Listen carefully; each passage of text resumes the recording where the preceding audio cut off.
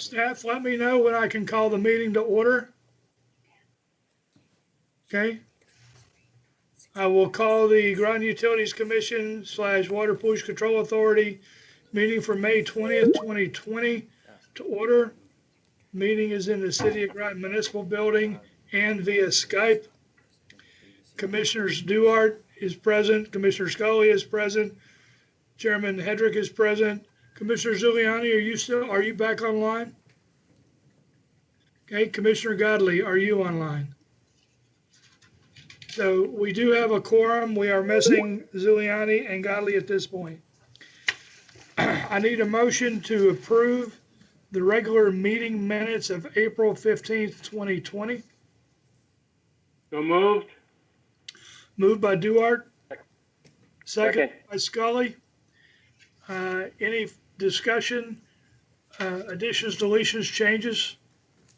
Hearing none. All in favor say aye. Aye. Aye. Okay, opposed? Abstention? Motion carries. Need a motion to approve a treasurer's report for April 2020. So approved.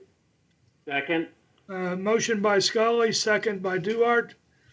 Any comments on the report? Hearing none. All in favor say aye. Aye. Aye. Opposed? Abstention? Motion carries. Communication and correspondence. We have the thank you from Groton Public Schools. And that was in our packet, right? If I remember correctly. Yes. And the thank you from Timothy Mahan. And then there's an email to the director from Sam Spano, director.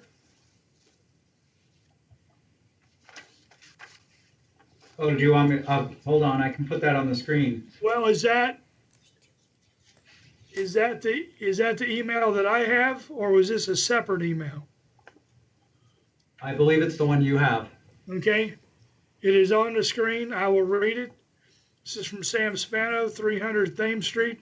There's been little or no improvement in the odor situation at WPCA since April 15th meeting. Since that meeting, there have been 4 bad odor days. They were Friday 5/8, Saturday 5/9, Sunday 5/10, and Thursday 5/14. I called in complaints 3 out of the 4 days. The odor on 5/14 was particularly bad. I wish to thank Steve Scarpa at the plant for jumping right on the problem on Thursday 5/14 and rectifying it. We're going on almost a year later since the odor problems began. On 7/8/19, I see little forward progress to correct the situation. For example, I still not believe the tanks are being cleaned at the correct regularly scheduled basis. Prior to January 2019, I used to be called by Kevin Sini every time they were going to be done. I also do not believe the new methane burner has been completely installed. The many bioscrubbers that were scrapped have not been replaced. In addition, while not directly related to the odor issue, the new primary backup pump still is not installed. The current odor situation prompted me to write directly to the Director of Utilities on 5/12. I believe the correspondence may also be read at this meeting. So I have something dated 5/19. Do you have, is this the 5/12? Yeah, No. this is 5/19. Okay. The warm weather of summer is nearly here. I asked the commissioners' help to straighten out the problems. So that's from Sam Spano. Is there any other communications and reports and correspondence? Okay, moving on to public communications. In response to State of Connecticut Executive Order number 7B, protection of public health and safety during COVID-19 pandemic and response, further suspension and modification of statutes, dated March 14th, 2020, suspending in-person open meeting requirements. All public meetings will be closed to the public at this time. Public meetings will be televised in real time on Groton Municipal Television, Channel 2, and online. If you wish to address the commission, please call 860-446-4130 during the public communications part of the agenda. In addition, written communications sent to Director's Office at GrotonUtilities.com by 9 a.m. on the date of the meeting will be read during this portion of the agenda. Okay, right now the phone lines are open.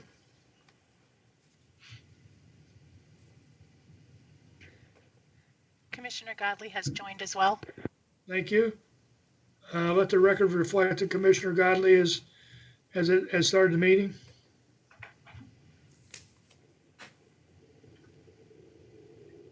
Okay, I'm going to wait for those that are intense. I'm going to wait approximately a minute, see if anybody calls in. If not, we will move forward from the public communications to the regional water update.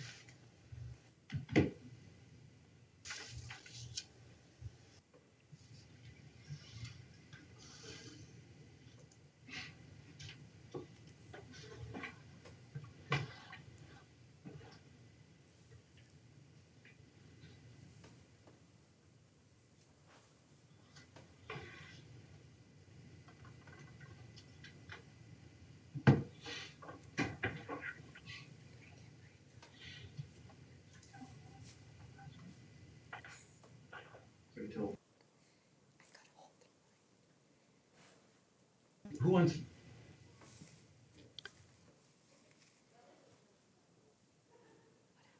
Okay, that has been a minute. We are moving on from public communication to regional water update. Director Gaudet, who's going to do this?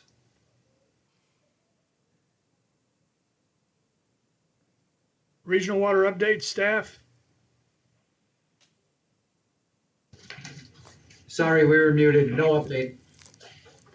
Monthly financial highlights. E, are you online? Yes, can you hear me? Yes, thank you. Okay. Good morning. So I'm going to do the financial report for April 2020. So let's first start from the electric. So just want you to know, April 1st of 2020 is the last rate increase of three-year rate increase, which approved in 2018. So April 1st, we have overall like 1% increase of for the electric rates, along with the increase of PPA, which is purchase power adjustment credit. So it's supposed to have almost like a zero impact for the regular residential customer bills, which we designed in our rates. Total electric revenue presented for the month of April are 3.8% less than the budget. If you look at the financial package, which is on the page 2, that the income statement for the month of April. So you can see the 9/18 is 3.8% decrease, the less than the budget. The negative variance is driven by the commercial classes, which is almost 13% below the budget. And the operation maintenance expense for April is 6.5% less than the budget, which shows on the 9/30. Then the net income on 9/66, which shows 8% less than the budget for the month due to the below budget revenue, after offset by the below budget operation maintenance expense and the below budget power cost. So if you go to the next page, page 3, that's the electric year-to-date income statement. So same thing on 9/19, which shows it total revenue, the electric revenue, which is 2% below the budget for the year today, and 3.4% less than the same period of last year. Then the which is driven by the residential and commercial. On 9/30, it shows the operation maintenance expense, which is 10.6% less than the budget for the year today. And on 9/64, which shows the net income is almost 40% over the budget, which is driven by the most likely the below budget, the operation and maintenance expense. because the below budget revenue is almost offset by the below budget of the purchase power. So the variance from the net income is mainly came from the below budget's operation and maintenance expense. So days cash on hand for electric is 105 days. So this is overall for electric. Okay, Commission, are there any questions on the electric budgets? I have none. Duart. Scully has none. Okay. Okay, E, please go to water. Okay. For water, water revenue presented for the month of April are 13.6% more than the budget. And if you go to the financial package, the page 7, you will see the income statement for the month of April. So on 9/17 shows the water revenue is almost a 14% increase. I mean, not the increase of 14% over the budget, which mainly came from the industrial, which is 53.7% over the budget, which is due to the one of the industrial customer has the water main broken, so that caused the increase of the water consumptions. So on 9/25, and it shows operation maintenance. The first month are 13% below the budget, and overall on 9/44 that shows the net income before the DWSRF grant, which is 129% more than the budget, which is mainly due to the over the budget revenue plus the below budget operation maintenance expense and the delay of the DPH concern the agreement project. So this is for period. If you go to the next page, you can see the year-to-date water revenue, water division, the income statement. The same thing for the water revenue on 9/17. That shows the 1.2% over the budget revenue year-to-date and 2.6% over the same period of last year. And on 9/25, it shows the almost 13% less than the budget, the operation and maintenance expense.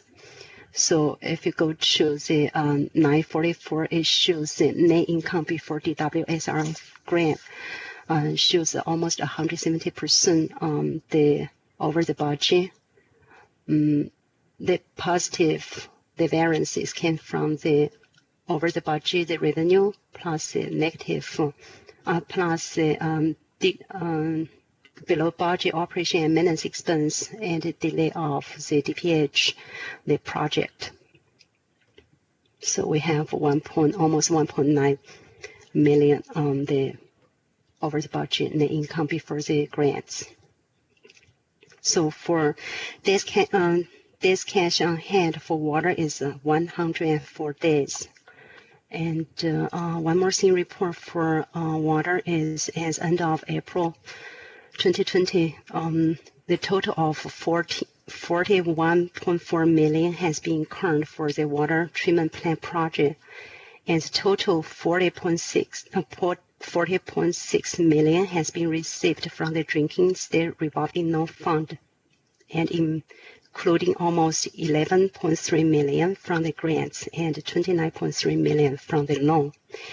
And also as end of the April of 2020, and the total of 3.2 million has been restricted for the in the cash for the water treatment plant upgrades. So this is overall for the water division. Okay, any questions on the water division? Duart, no. Okay, hearing none, let's go to sewer, E. Okay. Thank you. So let's move to sewer. If the sewer, the income statement for the month of April is shows on the page. Let me see. Page 12. Okay, so if you go to the page 12 on 915, you'll see the sewer revenue is almost 55% more than the budget, and the positive variance is driven by the industry. The same reason, one of the industrial customer has water main broken, so that caused the water usage is increased by a huge amount. And the operation maintenance expense is 10% below the budget, and caused the net income as this percentage is crazy, is 2,400 2020 because the base is small. So if you look at the dollar amount, is the net income is 180,000 more than the budget. That's mainly because of the over budget revenue and below budget operation and maintenance expense. If you go to the next page, the year-to-date income statement for sewer, 915. Year-to-date, the sewer revenue is almost 12% increase over the budget, and the operation maintenance is almost 17% below the budget, which caused the net income is 130% more than the budget, which is 783,000. This is from the income statement, and so for as end of April, the cash balance for sewer is almost 2.7 million, and the days cash on hand for overall three division is 113 days.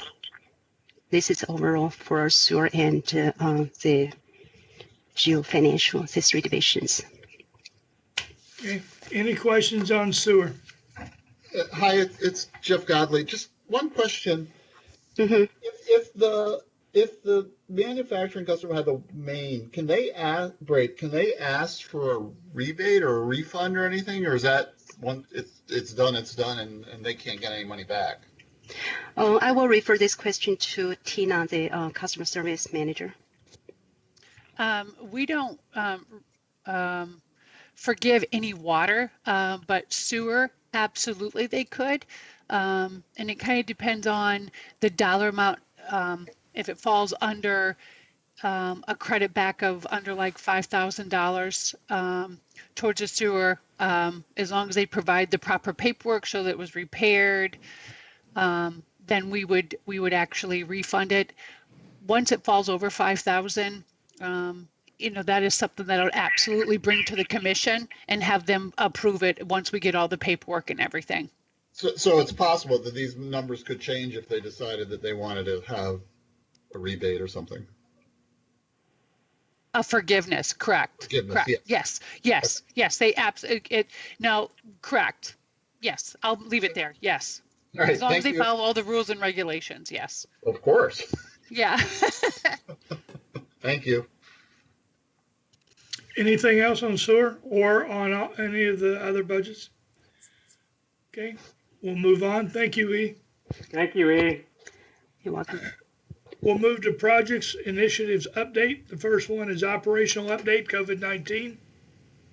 Okay, so this is Mark Byron. As most of you know, we're in day 20 something of a declining patient hospitalization.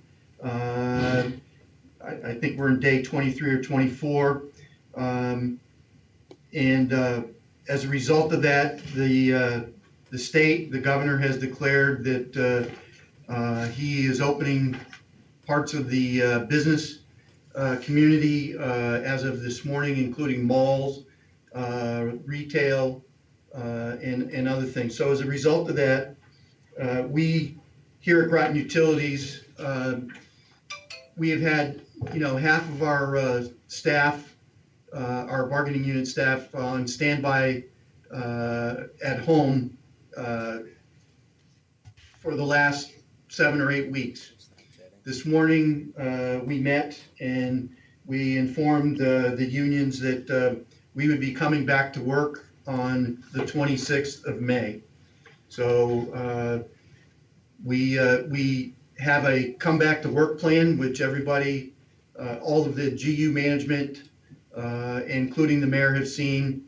And We are currently getting that vetted with Jim Healy's actually taking a look at it, comparing it to the state self-certification process to make sure that we're in 100% compliance with every single requirement in the governor's Reopen Connecticut plan.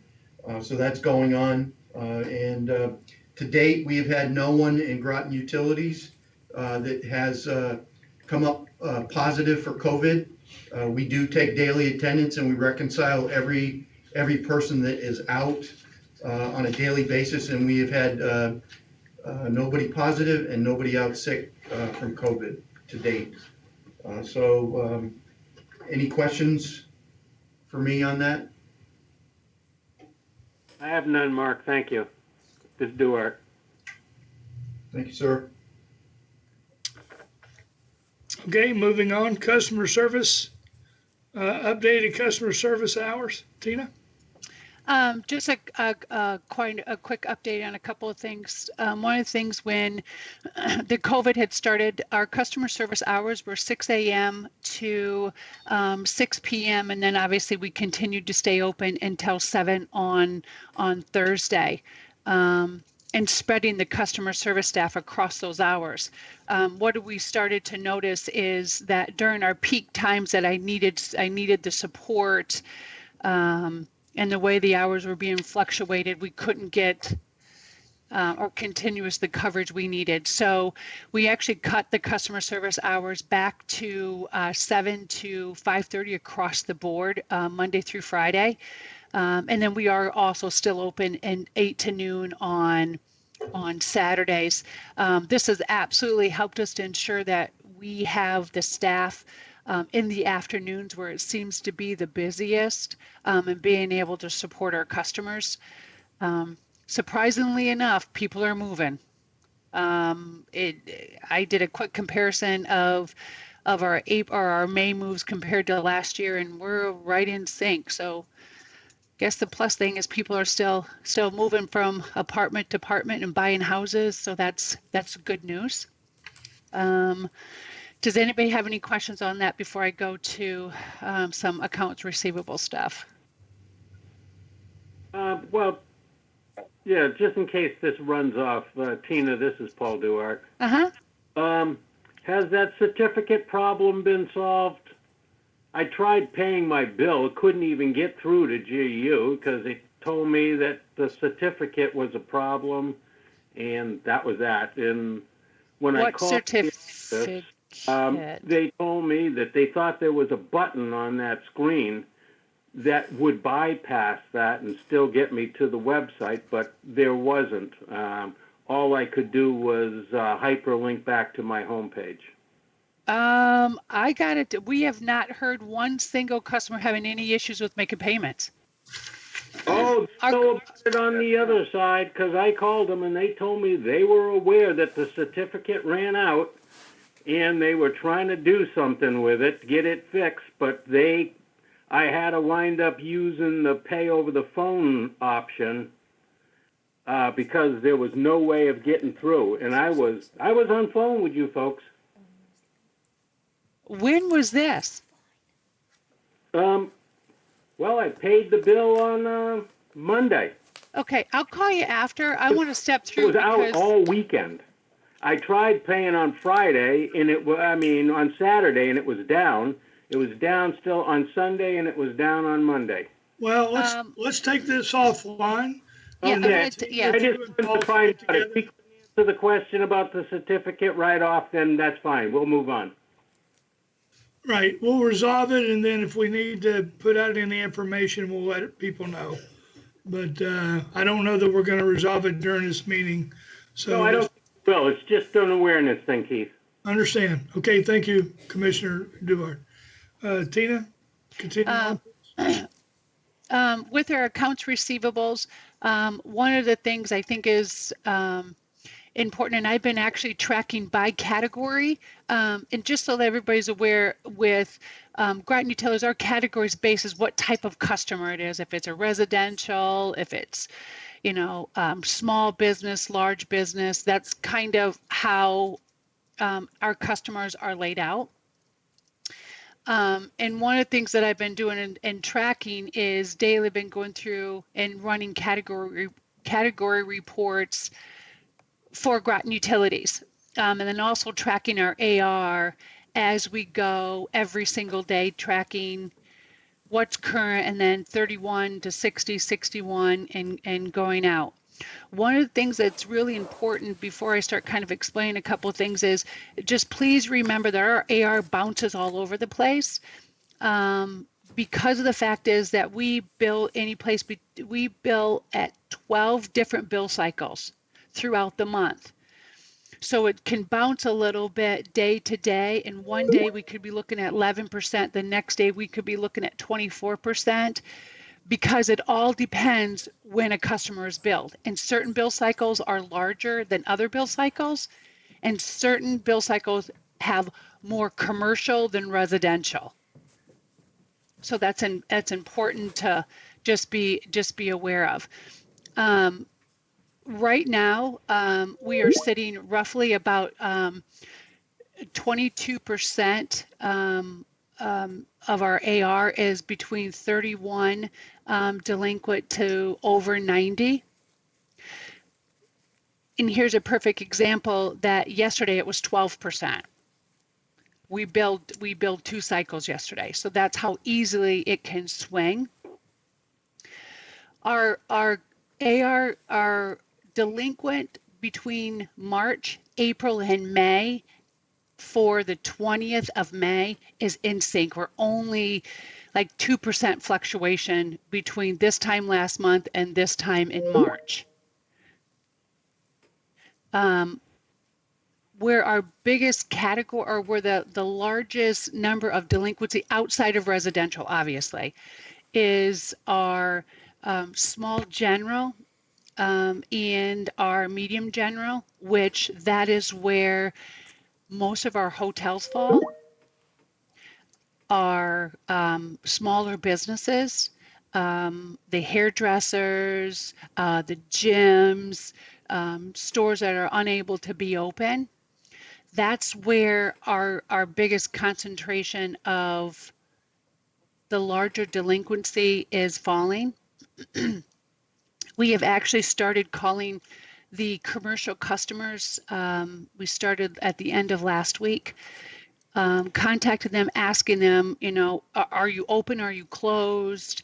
We can figure out payment arrangements. We're looking at the security deposits that we have on hand for these customers, and they've been excellent paying customers all along. We're looking at trying to manipulate and use their security deposit to help them out. But I foresee that this is an area that we're gonna struggle with for the next few months until the businesses get fully opened and they can start operating. Residential side, it's I hate to say it is what it is, but it is what it is. I've reached out to TVCCA and Groton Social Services and asked them to get me a list of any of our customers that have applied and have been qualified for energy assistance that we have not received the money yet. So then we have an idea if it's $200,000 that were delinquent and they got 50,000 sitting there of energy assistance. That kind of helps us to know, where we're sitting. This is going to be a tough one because I've reached out to a lot of our local municipals and APPA. Everybody's in the same boat we're in. They're just, trying to do everything they can with customers and doing payment arrangements. So are we.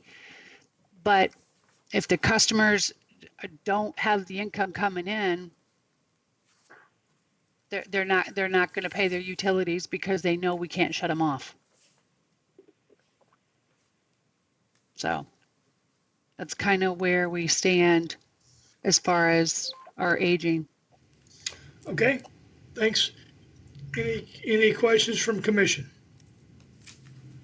I have none, Keith. Thank you. Stuart. Moving on, we'll go to old business, PAF odor update. All right, so this is Mark again. I want to talk about the bioxide system, the gas burner, the sludge odor control, and tank maintenance. I do want to say I understand Sam's frustration. We've had some difficulty getting the right vendors because of COVID and transportation limitations to the plant to do all the things we want to do, but we are on track to have all of the work completed by 6:30.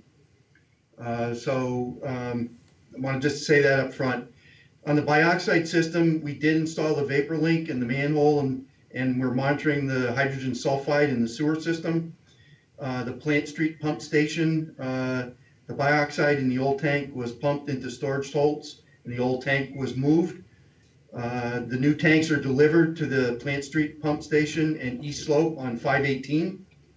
The new pumps and piping will be delivered on 5/20, so today, and the Evoca technicians will install the new pumps, will install the new pumps and piping at the Plant Street, I'm getting tongue-tied, not Plant Street pump station, say that fast, really 10 times. Relative East Slope pump station, and the PAF will pump the bioxide from the old tank and remove the old tank pumps and piping. And then the technicians will install the new tank pumps and piping, and we should be completed by 5/29, so May 29th on that. The excess gas burner, we had issues receiving the parts. However, we have the equipment all delivered.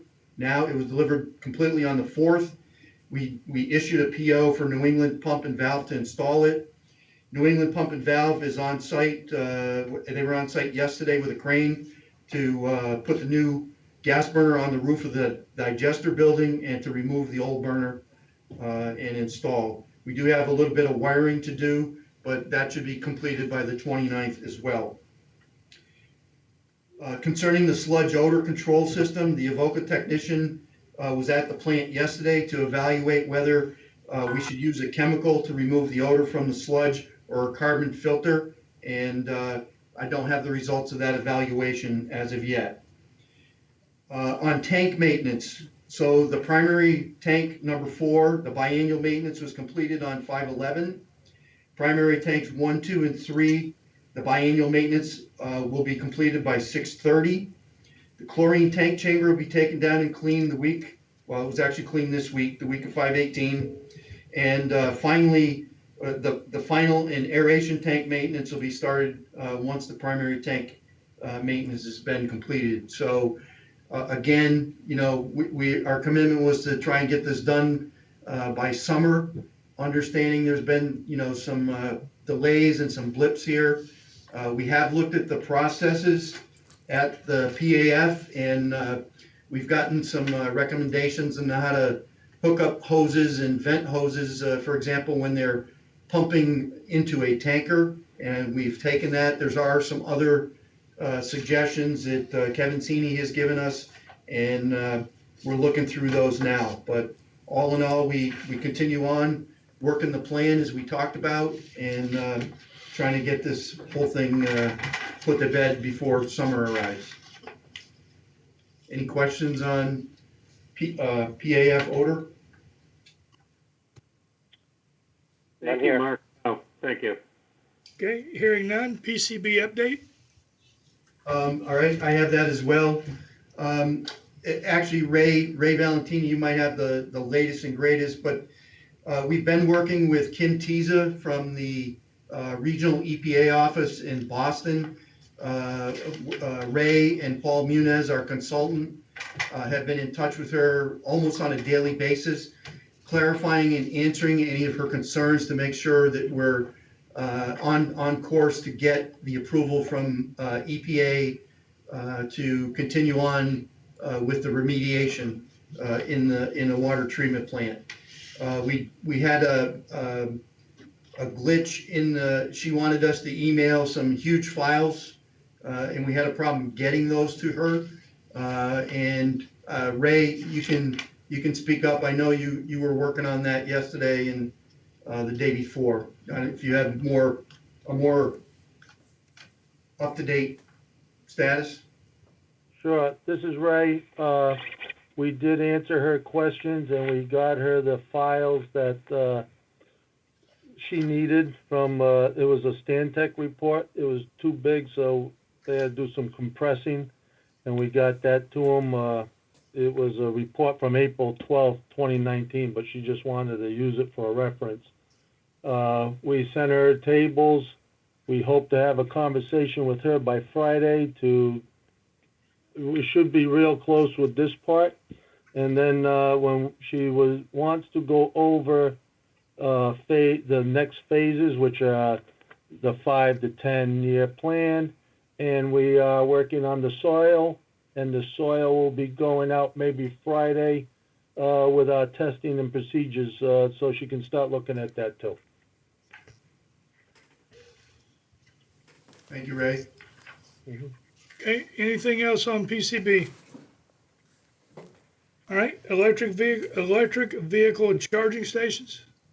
I'll do a quick update on that. We're in the process of ordering a few chargers. The intent at this point is to put it into Washington Park. Okay, The PO may have been cut this week already. If we move to the public hearing revised schedule, we've been trying to move forward with the water rate increase, which the next part of that is the public hearing. We sent an attachment that has the proposed rollout schedule for that, and that schedule has an intent to have the public hearing on June 15th. That's up to this commission and the mayor and how you want to handle the public hearing. It could be put off further, but it does put us in jeopardy of the October 1st implementation date. So I'll open that to you guys for discussion. Commission, everybody received the water rate increase schedule. Are there any issues with the dates that are proposed in this schedule? Commissioner Scully here. Commissioner Scott? I just have a problem with a rate increase at this time. I don't think it would be received very good, and I think we should push it back. But that's my opinion. Okay.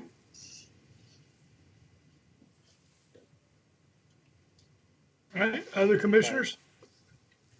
I don't have an issue.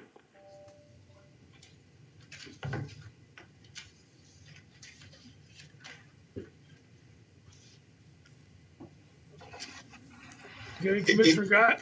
Commissioner Yeah. Godley? Yeah, I would think, I agree with George in one way that it does not make sense to try and do that now. But of course, the problem by not doing it is we just have the pain further down the road. I don't know if if we can do a little delay or, I'm just not sure, politically how this would go and practical too, because there are some people that, this may create a burden, but it's a fairly small increase, correct? So, yeah, I have no opinion, but I do understand George's point. If you're asking if there's any problem with the schedule, I don't see any problem with the schedule, but just to go ahead with it. Well, let me ask the commission this. If we go forward with the schedule and during the public hearing, we have an outcry from the citizens that or the ratepayers rather, that say this is not a good time, then we could always consider pushing out the increase until a later date, right? That's always an option. Yeah, I think that makes sense. That's a good plan. That's a good option. That's why you have a public hearing, right? So is the commission okay with moving forward with the June 8th and June 15th uh, scheduling right now so that we can move forward to the public hearing? Yes. Okay? Then we will move Yes. forward. We will move forward with the public hearing portion of this. Director G'day, are you okay with that? That sounds like a good plan. Okay? Mayor, Commissioner Duarte. now, the money that's generated from this is going, the excess money that, we'll put it this way, has been going into the water treatment plant. The fund for that, right? I can defer to E, but yes, a good portion of the increase. I'm just going on with the plan. So that money is not going to be there at the end to pay for the plant if we don't increase it. Because that's the whole plan, right? Increases help pay for the plant. This is E. Maybe I can explain a little bit. Because we did the cost of service study for the water rate increase, and paying the plan is part of that. So with the proposal, actually they do the overall increase is 4%, but they do the by the category. And so for residential, you will see the less than 4% increase, but they won't have a higher increase than the on the other side, like the commercial and industrial. So for the first year, even though we say the overall 4% increase, actually for the average residential impact 400 cubic feet customers, the monthly the increase, the dollar side probably is just the 98 cents per month. So I would say part of the money goes to the water treatment plant. Thank you. So if you go back to the history, we had forecasted 4% raises, 4% increases in the, I'll take it. no, not happening. 4% increases in rates for a fairly long projected time in order to avoid rate shock once this came due. And basically at this point, what's driving this is we timed out from the last rate increase, the last agreement for rate increase, we are going to time out this year. And that's what's driving this. Is that correct, Ron? 100%, sir. Okay. All right, anything else on this? Okay, we're gonna move to the strategic plan development revised schedule. So, Director, good day. yes, originally we were going to start next month moving forward with a strategic planning, which Tim Blodgett was going to attend the meetings, and we were going to spend the afternoon on the next few Wednesdays of meetings creating a strategic plan for Groton Utilities. Tim Blodgett believes that needs to be done in person, so we've readjusted the schedule to start in July, assuming that we might be able to have meetings with more than 5 people in a room at that point. So the utility at this point, working with CMEC, because we're trying to coordinate the strategic plan development with plane flights with Tim Blodgett to save money between the two organizations. So at this point, we're moving it back to July, and then we just need to follow guidance with what happens if they're going to allow public meetings. Also, we have made a request that if this could be done by Zoom or another multimedia kind of way to get people together. Tim Blodgett says it's not that effective doing it that way. However, we're brainstorming that idea right now because we don't know if this will end or if July might be able to happen. With that, I'll toss it back to you, Mayor, to just discuss what you think the odds are of public meetings. Well, right now, there's no additional guidance from the governor because I think we're waiting on a couple things. One, the number of cases, the availability of beds in the hospital, the availability of testing. And I think those are the things that are driving his decisions. So I do not have, when I talk to the Council of Governments and when I talk to Department of Emergency Management, Homeland Security, DEMAS, and when I talk to the governor's office, they've not talked anything beyond the end of May and the middle of June.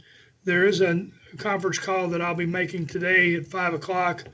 It's a weekly meeting on Wednesday with the governor to find out if there's anything new and additional. But so what we may end up doing is just playing this by ear, and then once there's some relaxation on numbers of people, then we might reconsider.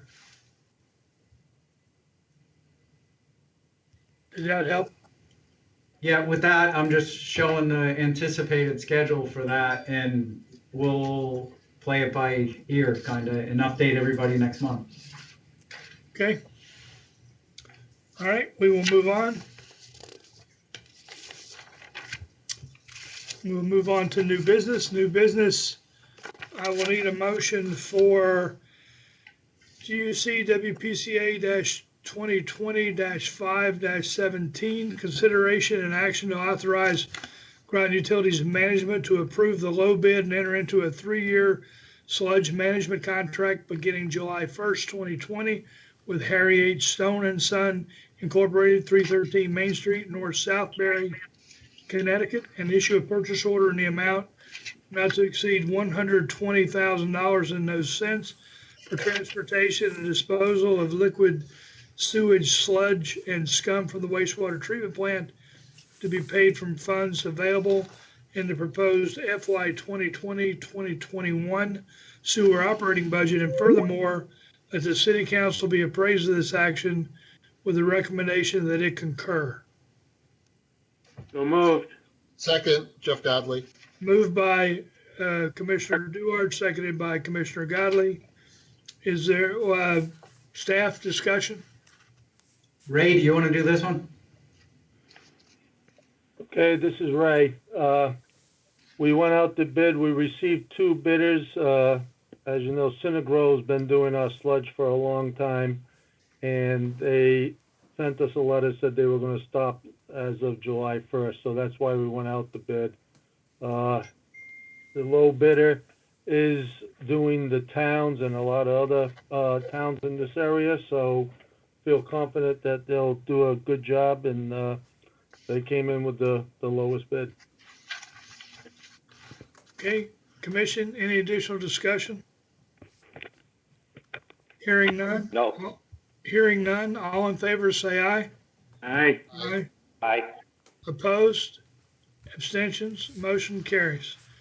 I need a motion for GUC WPCA 20-5-18, consideration of an action to authorize Groton Utilities Management to approve the low bid and issue a purchase order for Gervais Ford, 5 Littleton Road, Ayer, Massachusetts, for the purchase of one 2020 Ford F-350 Super Duty 4x4 dual wheel regular cab in the quoted amount not to exceed $47,997 and no cents to be paid from available funds in the sewage account. And furthermore, to City Council be apprised of this action with the recommendation that it concur. So moved.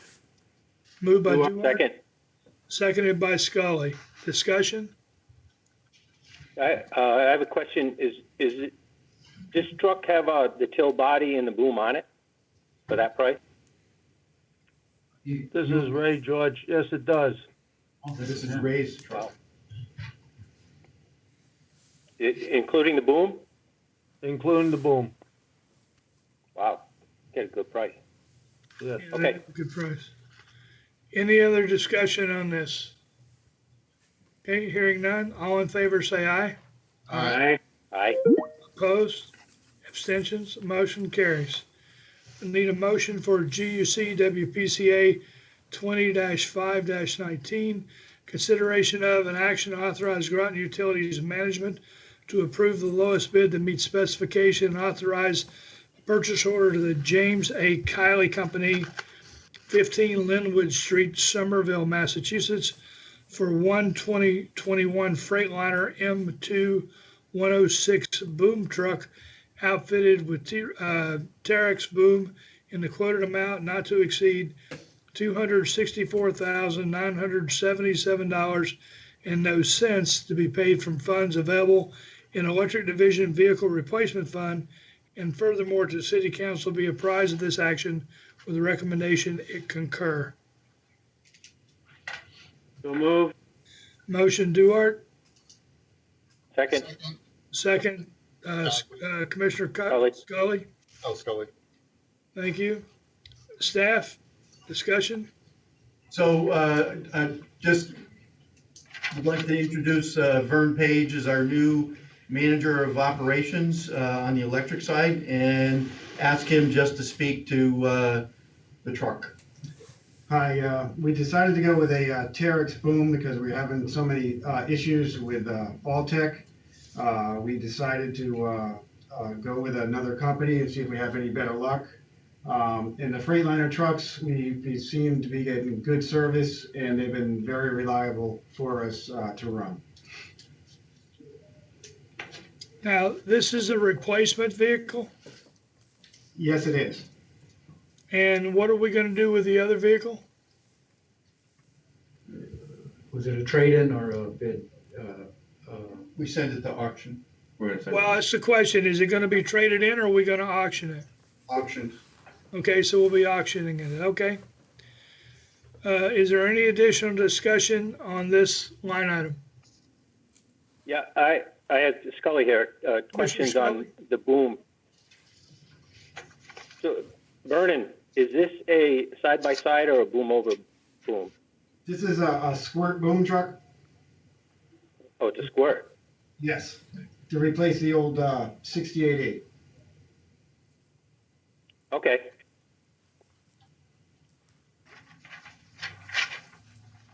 So, I've had some dealings with Kylie and had very good success with them, and that's a great company to work with. That's good to hear. Thank you. Thank you, George. Okay, good. Is there any other discussion? Hearing none, all in favor say aye. Aye. Aye. Opposed? Abstentions? Motion carries. Need a motion for GUC WPCA 20-5-20, consideration of and action to authorize Groton Utilities Management to enter into a memorandum of understanding with Eversource for the ISO required upgrade on the Groton-owned transmission facilities in order to coordinate efforts so as to minimize costs and time to implement improvements to the 1280, 1410, and 400 lines, including associated equipment, the Buddington substation, and furthermore, to City Council be apprised of this action with a recommendation that it concur, and the Director of Utilities be authorized to execute the memorandum of understanding once approved by Eversource and Groton Utilities. So moved. Motion by Scully, by Commissioner Scully, Second. second by Commissioner Duhart. Okay, Are you staff, working on number 20, Keith? say that again? Are you working on 20? Yes, sir. Oh, okay, because reading that, it seemed like it, well, I'm looking at something, I'm looking at the one from the report, from Ron's report. It just read a little different, that's all. Are you, well, this should be under the new business, under the agenda. Yeah, I know, but I'm reading it off the action item thing Oh, because okay. there's more information there. Right. So it's, But as long as it's 20, I'm good. it is. Okay, thank you. All right, staff.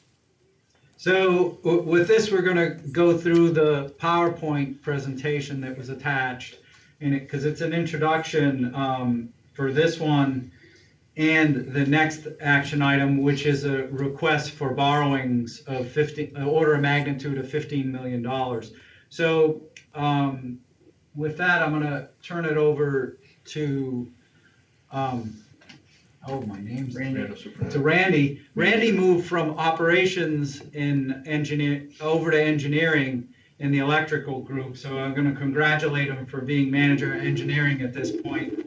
He's really taken a hold of this project and brought it to the forefront. So he's going to run us through this presentation to explain what's going on.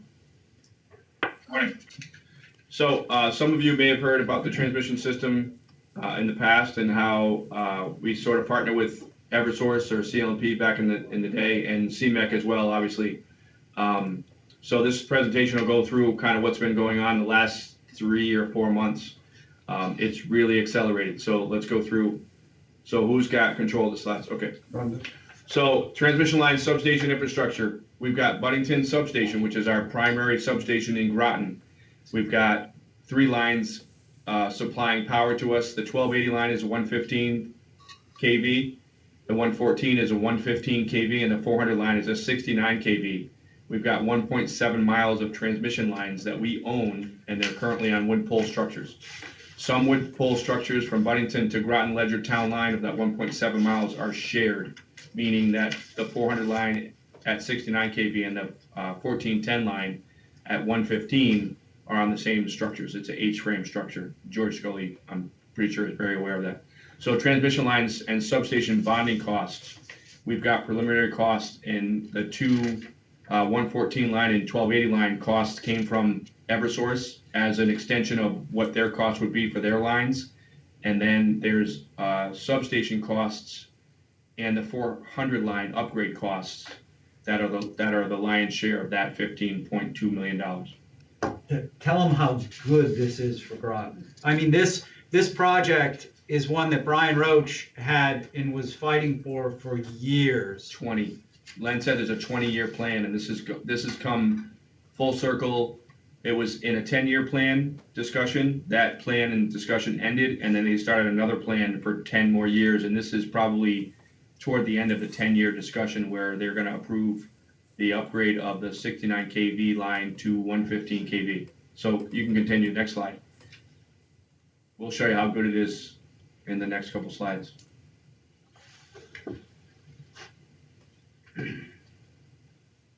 So this is a high-level project schedule from Eversource in conjunction now with us. We've jumped on the train with them, essentially.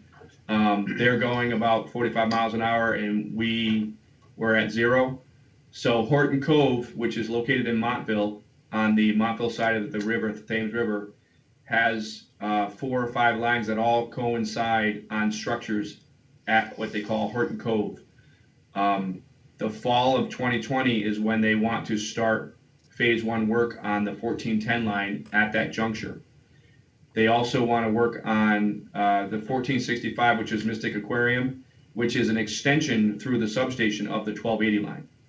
So we've got to do switching and coordination with them for that. Due to limited access and facility proximity, both sides of the right-of-way will be worked at the same time in the short stretch. So then winter of 2021, the 1465 continues. Spring 2021, 1280 and Groton Utilities portion of 1280 work they want us to do. And then the fall and summer and fall of 2021, 1410 phase 2 remaining project in Groton Utilities portion of the 1410. So this schedule's been changing. They actually said they want to start some of the work, which I believe is Horton Cove, in the fall this year, Q3, Q4, they said. So the timeline is very accelerated, and that's why we're having this presentation with you today. Winter 2022 is 1870, which is in Rhode Island. That's Chinook, I believe, Mystic to Chinook, Rhode Island. And then on the radar right now is the 400 line lattice and copper program replacement and insulators, et cetera. And that they want us to try to finish by 2023. I believe it's the end of 2023. So the timelines, it's a lot of work in a short period of time. So that's why we're here. Go ahead, next slide.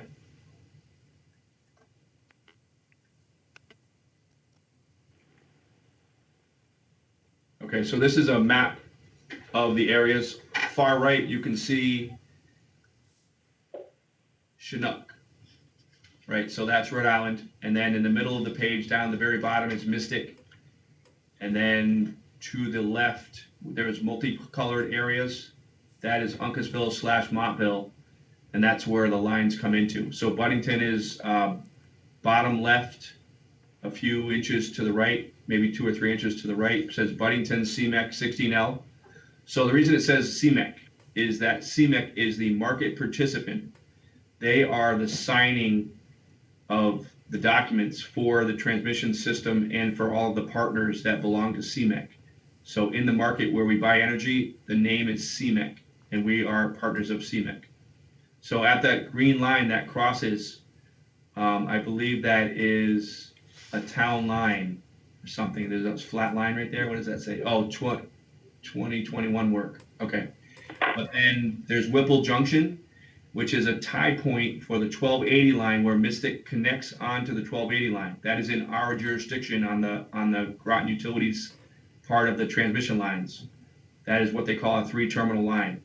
And then up to the Ledyard Montville line is where we own to up to 1.7 miles. So this is obviously isn't to scale. But those are the jurisdiction points. We own up to the Groton Ledyard town line, and then it goes Eversource. 1280 and 1410 go into Montville substation, right? They don't tie anywhere else. They go right over to Montville, across the river into, I believe it's 14J. I don't want to misname that. The 400 line, however, goes to Gales Ferry, and it changes to the 100 line or 400 line, and then it goes up to Tunnel, which is up north, which might not even be on that map. It's not. So there's tons of work at Tunnel and at Gales Ferry that have to happen. It's like a substation upgrade for them to do the Montville. So that's huge. Go. So Randy, Yes. just a little background. I think Gales Ferry's work has already been done and upgrade to 100 standards. It's still at 69, but they have rebuilt it.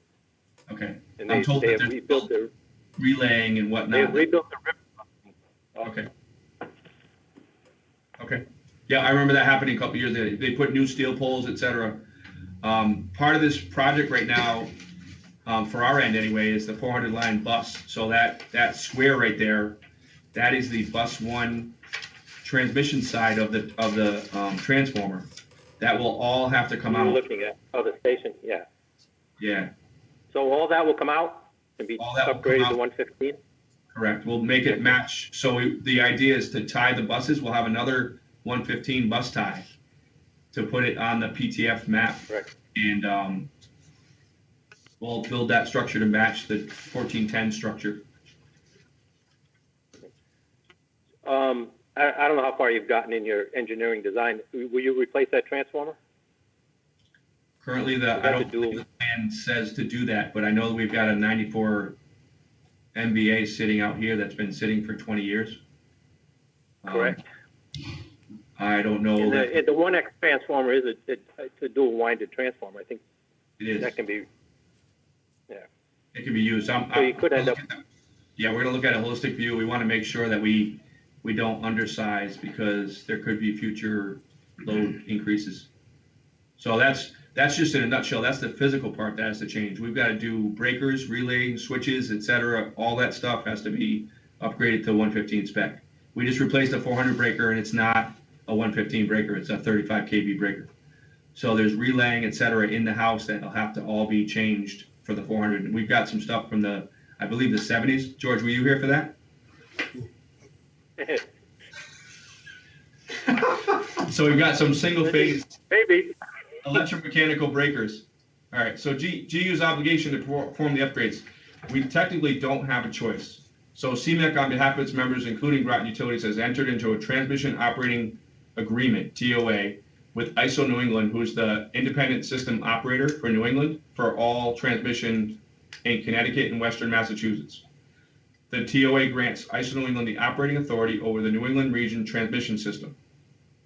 Transmission owners that are signatories in this agreement are recognized under the ISO tariff as participating transmission owners, PTOs. The PTOs are obligated to maintain their transmission facilities.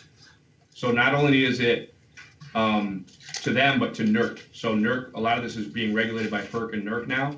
We are obligated from the Northeastern Electric Reliability Council to upgrade and maintain our systems.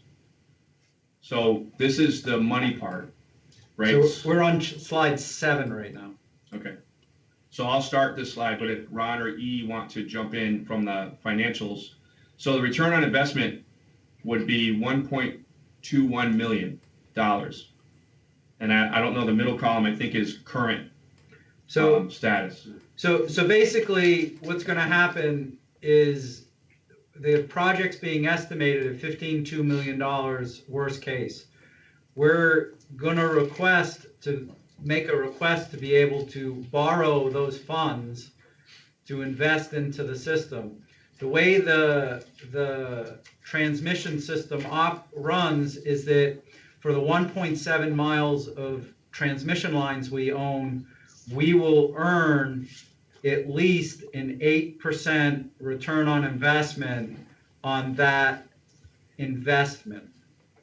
We actually had Ron Uhas in the finance group run through the numbers with the finance people for CMEC. But even after borrowing the money and investing in the system, we get an 8% return.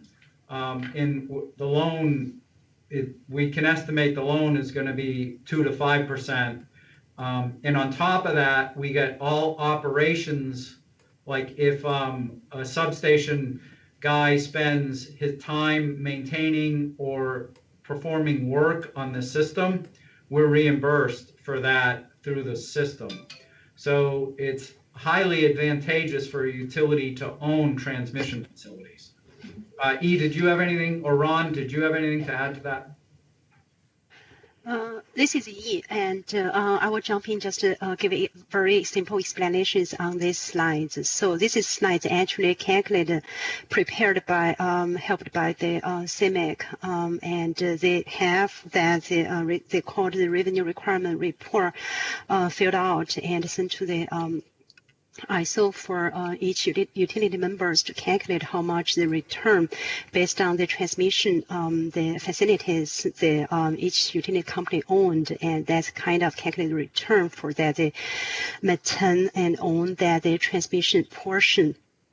So on this chart, you can see they missed the title on this chart. So on the first line, suppose they have the first column is they calculate the return, the revenue returns with the assumptions of with the 15.2 million investment on this upgrade project with a life of 30 years calculation. So the second column is current calculation with our current the transmission asset. And the third column is the change for each component calculation. So for the first column, you can see after we have the upgrade project done, we will have the total of 2.4 million return every year based on the transmission asset we own. And the second column is current our returns on our transmission asset. So that's $322,000 each year we got currently. And so the change you can see with this investment, we will have a 2.1 million increase with the return for this transmission lines. Yeah, sorry for cutting the headings off, E. Thank you for catching that. Okay, next slide. I think it's questions. Oh, is it? Or, Okay. no, go ahead. There might be one. The MOU. Oh, okay. So Groton Utilities has been working with Eversource, probably 15 to 20 people on each call, along with Mark and Bruce, and a few other operations people from Groton Utilities. We thought it would be best to enter into an MOU with Eversource to be able to share resources. So essentially their, no idea, their engineering department is probably tenfold what's in our electric department alone. They've already engineered, constructed, built, etc., drilled, built roads for most of their systems, at least miles and miles from Millstone out. So they've already got the engineering costs down to a very accurate point. We want to be able to harness that construction-wise, engineering-wise, and be able to be in sync and in the same specification range as their current construction. So certainly we want to build the system to last as long as they're building their system to last and reap the benefits from that for years to come. So we've asked them to share documents and engineering costs and et cetera, and they've got a per unit cost, which I don't know if we're able to get on board with that or not. But it'll certainly save cost if the engineering, construction, and the partners they're using now have already done it. It's merely an extension of that work into the Groton Utilities area, the 1.7 miles. We've got potentially 10 poles out of 22 on each line that need to be replaced, and they've already done hundreds of poles on their system. So that's what we're asking for, is an MOU to help us accomplish that in partnership and to streamline the pro and the flow and process of these projects. So basically, the MOU will be the basis of a sole source document so that we'll enter into similar contracts that Eversource does as the bidding process moves forward, I believe. Did I say that right, Mark? Well, the idea is to use the same engineering firm, Yep. the same construction firm, the same civil firm, so that we're leveraging the economies of scale that they've already achieved. And, you know, as Randy said, they've built out a couple thousand miles. We're building out 1.7 miles. So if we were to do this on our own, it would just, it would just increase our cost dramatically. So I personally think this is a great idea, and I know the people personally that we're dealing with up there. They're all good people, and they're very good business folks as well. So. Okay, commission, questions? I have a few questions. Commissioner Mark, Scully? do you know if they're using steel poles? Yes. So the contractor is just going to come right down the right of way and go right into our territory and keep on working, is the plan. Yes. Because they're rebuilding that 1280 line from Whipple Junction to Mystic right now, and they're also working on the line out to Chinook. Right. Yes. Anything else, Commissioner Scully? Yeah, the changing the 400 line from 69 kV to 115 kV, is that in this plan? I know you're going to build to a 115 scale, but do you know if they're going to change that voltage? I thought the slideshow just went through that. So the plan is through the ECT, Eastern Connecticut Transmission. They're actually going to a final committee today to vet it. So I believe it's already been approved. Solution 2 is to increase that from 69 kV to 115 kV. So conceptually, I believe there was a scope of work design, like a very early design price that was gotten by Mr. Roach from an outsourced company to develop and design that for a conceptual cost for 115 line upgrades and for the substation. Yeah, I know we've been talking about this for 10 years, like Ron said. I mean, I was even in meetings with Eversource and Brian about some of this. Mm-hmm. One more question. On your map, the circles with the numbers in them, what's the number for? I believe those are Eversource numbers. I believe that was just a snapshot of their maps. Yeah. So I think it coincides with a timeline and a project schedule. I can find out though and get back to you on that. I believe their timeline schedules. They sent us, I was telling Len Davila earlier, they sent us a project plan, which was an Excel dump from their, I think they call it P6 project planner. Mm-hmm. P6, yeah. It was about 35 pages long, and that was printed on 11 by 17, the long way. So I'm pretty sure that those are timeline or budget things. Yeah. Okay. Right. This is a great project and great opportunity to get all this work done and get return on our money. Yes. And I think it's been needed to be done. I know that there was 5 years ago we replaced some lines, some poles with just replaced wood structures. Those haven't been identified as needing replacement, but this is putting also, so it's putting new, they call it OPGW. It's optical ground wire, essentially, right? Aerial optical ground wire that will replace just a static wire now, and it will carry the information for the backup relays and the protection of the transmission system to multiple stations. So ours will go from, for the 400 line, will go from our station to Gales Ferry to Tunnel. The 1280 and 1410 will go from our station to Montville and to Mystic with the 1280. So this is Right. fiber optics for relaying protection, where now they use wave trap, and I don't think it's been classified as unreliable, but it's probably 1960s technology. So this will be the backup relays will have the higher technology, and we're putting brand new relays in as well, which is a Schweitzer 411, which is the size of a small microwave oven. So it can do everything except maybe run a satellite. So in his backup for the next item, I also included in the package, I asked Robin Kipnis, CMEX General Counsel, to do an opinion on the reasons why GU really has to do this. And there is a chance that, let's say that we move forward and we did not upgrade our 1.7 miles of line, we would not be in compliance with NERC, and there's high levels of chance, actually we would get fined, and as ISO may come to us and take the assets away from us in the end, were we not to do the upgrade. But with the way it works, with an 8% return, they make it highly desirable to own it and upgrade it. Yeah. And the 1410 and 1280 lines were installed in the early 70s. So most of those structures out there are still original.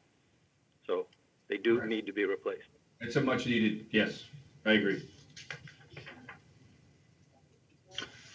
Okay, go ahead, Commissioner Duarte. That 15.2 million, whose number is that?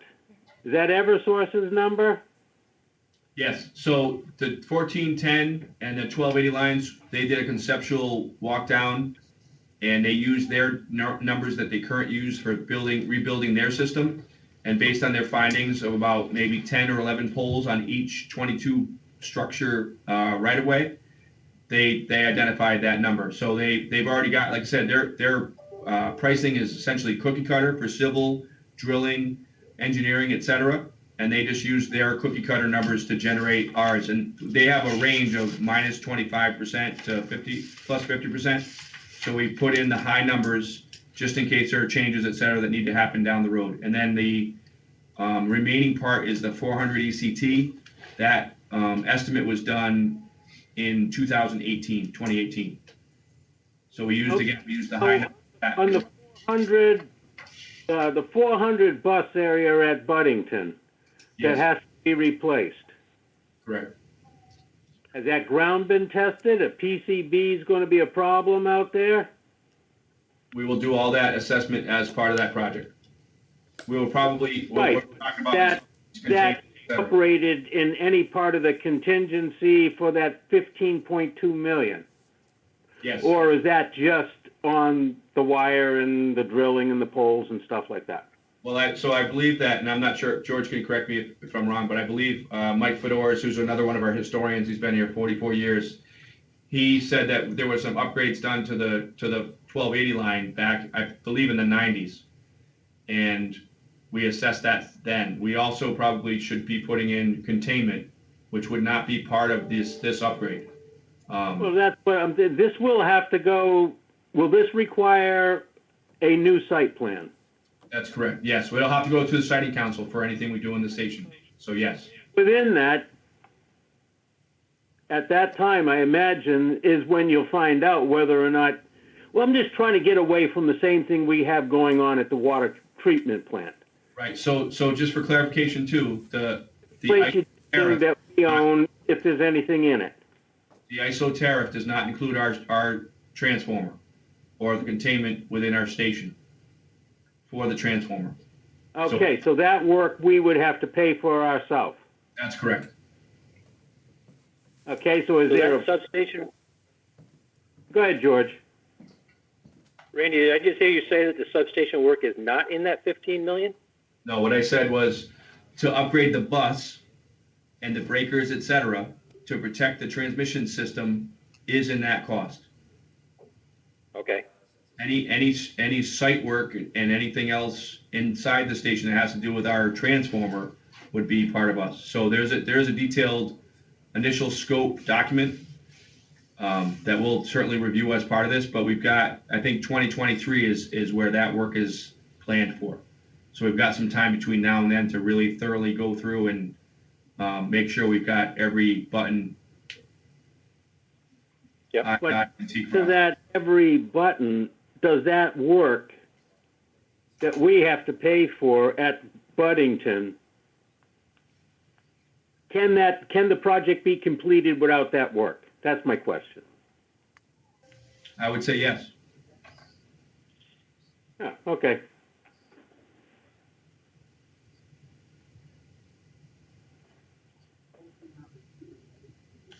Are there any, the only, who is the only this? thing we fund is ETF.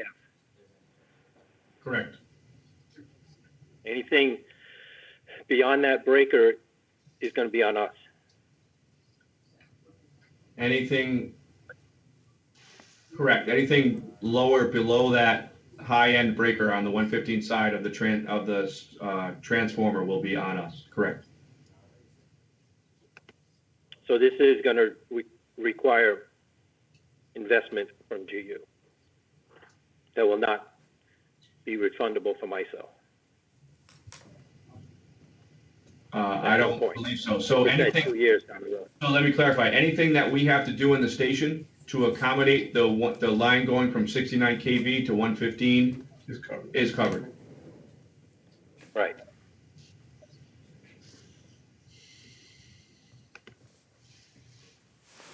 Is there any just guesstimate about what that would cost us? I can get back to you on that if you want. I can look through that report and see what they looked at for environmental impact. It does have to go to siting council, so we would have to do a full study on that, yes. I can double check those numbers and get back to you if you want. I would like.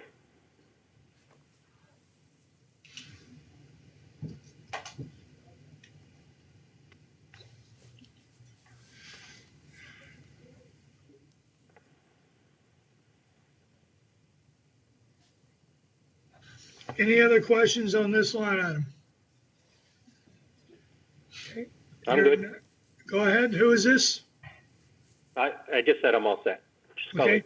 Commissioner Scully. Okay. All right. Hearing none. All in favor say aye. Aye.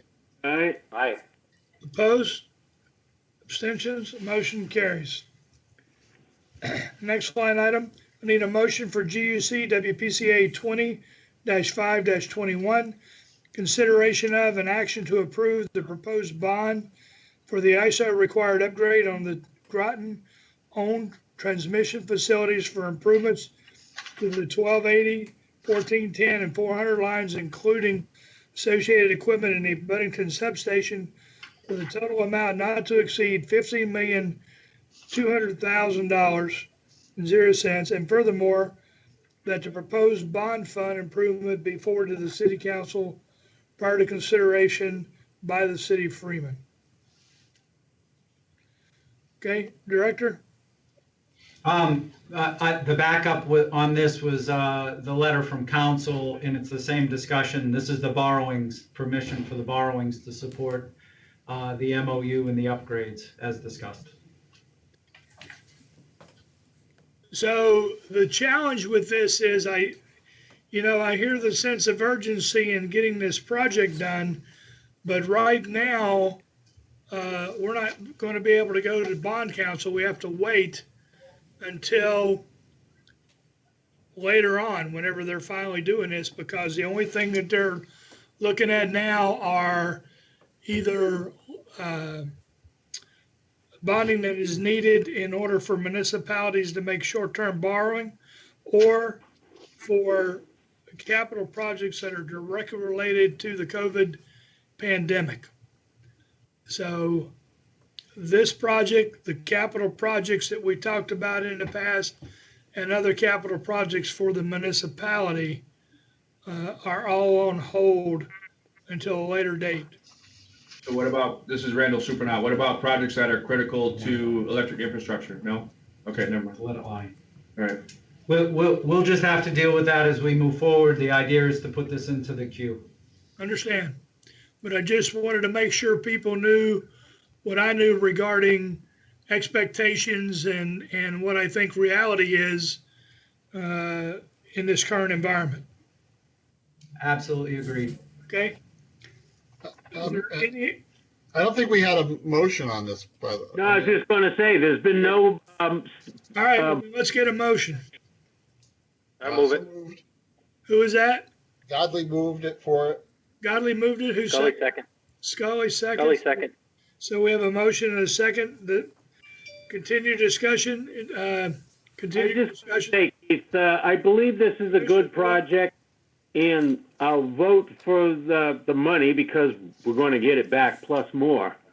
But I'm not real happy with the idea that we don't know anything about the costs inside of Buddington that's gonna come to us after we start into this project yet. So I will vote for it, but I'm just gonna say that I think we should have had at least a number on that for today, on our end. Just for clarity's sake, agreeing to do the upgrades for ISO do not require us to upgrade anything inside the substation ourselves. That's our decision to move forward at a later date where we to do those upgrades. So there's not a tag on this $15 million expenditure that requires us to spend anything more that we don't determine it makes sense to do for our distribution system.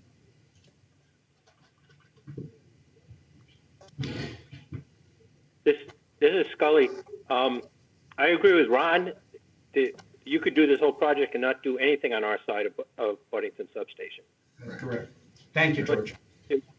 But it would be wise for us to do some work in there. It always would be. But if we did additional work, that would come in as a separate project. And Yes, sir. therefore separate funding. Is that correct? Yes, sir. Okay. All right. Any other discussion on this line item? Hearing none. All in favor, say aye. Aye. Aye. Opposed? Abstentions? The motion carries. I need a motion for GUC WPCA 20-5-22. Consideration of an action to authorize Groton Utilities Management to enter into a master service agreement with BHI Energy, 500 Columbia Drive, Suite 100, West Palm Beach, Florida, for a 5-year contract, and that this company be recognized as a preferred vendor to avoid future bid process at agreed on prices for services, with a consideration given to approval of future purchase order amounts per policy 1004, policy and procedures governing the purchasing practices of Groton Utilities, and furthermore, to City Council be apprised of this action with the recommendation that they concur, and the Director of Utilities be authorized to execute the agreement. So moved. So moved by Commissioner Godley, Second, second by Commissioner Duhart. Discussion, Director? Go ahead, Mike. So this is Mark. We went out for a master services agreement to help expedite the construction and engineering work that we have before us over the next 5 years. We had, I believe it was 5 bidders. One of the bidders dropped out, and we assessed 4 different bid proposals. BHI came in with actually the best rates, and they are also a company that can do engineering, procurement, and actual construction work. So that's why we gave them the nod. And I'll cover the the next one in way of explanation. So as part of this, we didn't want to have all our eggs in one basket. So we currently, actually Groton Utilities for years has used LIG Engineering out of Canton, Mass. On many of our substation relay packages and some other things that we do. So we expect the master service agreements with both of these companies. We expect that BHI would get 90% plus of our work, with LIG getting a smaller portion, particularly because they have a niche in the substation relays and setting area. This allows us tremendous flexibility. We have a very small engineering staff. If we can ever get fully staffed, we'll have 2 electrical engineers on staff along with Randy. The amount of work and engineering that needs to be done, you could see just on this transmission project, it is way beyond our capability and resources. And to have BHI literally on speed dial to ask engineering questions or to say, hey, we need you to go look at something on an ad hoc basis will be very, very useful to us and make us much more effective and efficient. The agreements are being reviewed with Steve Studer. He's been involved right along. He's actually simplified the contract language for us, and he's working with BHI this week just to clarify a couple of small points that we had in the original contract language, because we were using pretty old and antiquated documents that had been around GU for a long time. So we've updated that, and he's working through that with BHI. So questions? I have none.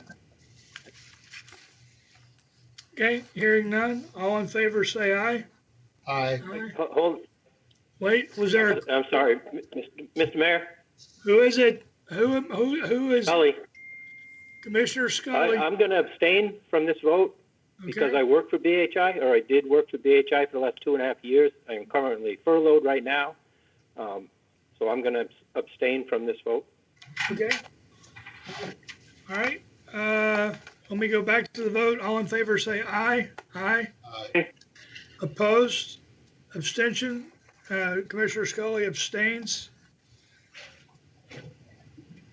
Wait a minute. What's my vote count? So it's Duarte, Should have. Godley, and Hedrick. So that's 3. We Three. have we have the votes. That motion passes. Okay.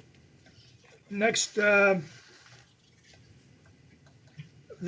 last item, I need a motion for GUC WPCA 20-5-23, consideration of an action to authorize Groton Utilities Management to enter into a master service agreement with LIG Engineering, 510 Chapman Street, Suite 202, Canton, Massachusetts, for a 5-year contract, and that this company be recognized as a preferred vendor to avoid future bid process at agreed on prices for services, with consideration given to approval of future purchase order amounts per policy number 1004, policy and procedures governing the purchasing practices of Groton Utilities, and furthermore, to City Council be apprised of this action with the recommendation that they concur with the Director and the Director of Utilities be authorized to execute the agreement.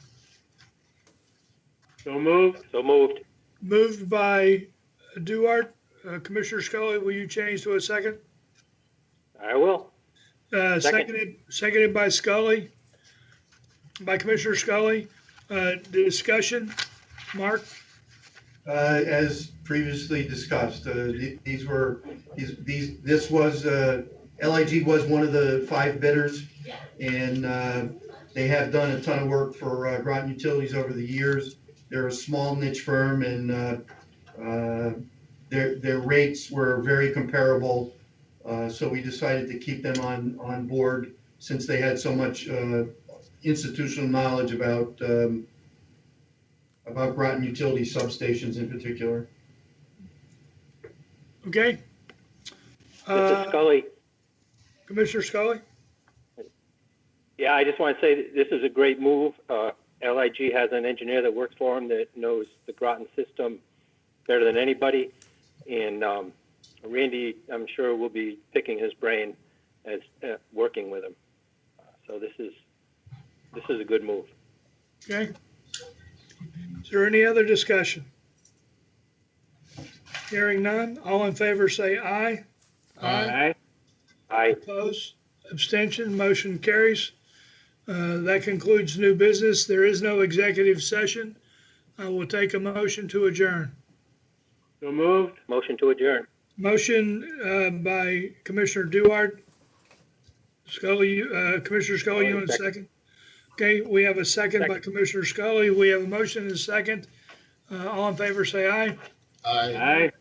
Opposed, abstentions. We are adjourned. Thank you all very much. Commissioners, thank you. Staff, thank you very much for what you do every day. Thanks, Thank Lou. you. This concludes our meeting.